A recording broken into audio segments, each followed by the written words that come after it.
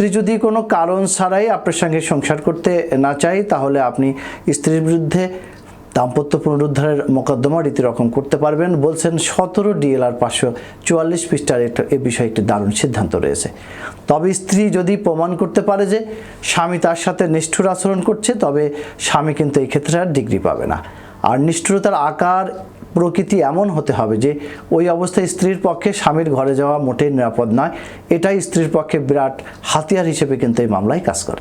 আর একটি জিনিস জেনে রাখা দরকার যে বিবাহের পূর্বে সম্পাদিত যদি কোনো চুক্তিতে বলা থাকে যে বিবাহের পর স্ত্রী তার পিতামাতার সাথে বসবাস করতে পারবে, তাহলে এটি কিন্তু অবৈধ হবে আপনার মামলাটি।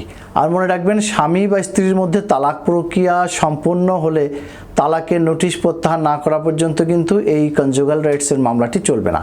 অনেক সময় দেখা যায় স্ত্রীর পক্ষে স্বামীর নিষ্ঠুরতার কারণে তার আর ঘরে ফেরা সম্ভব নয়। এরকম হলে কিন্তু তা প্রমাণ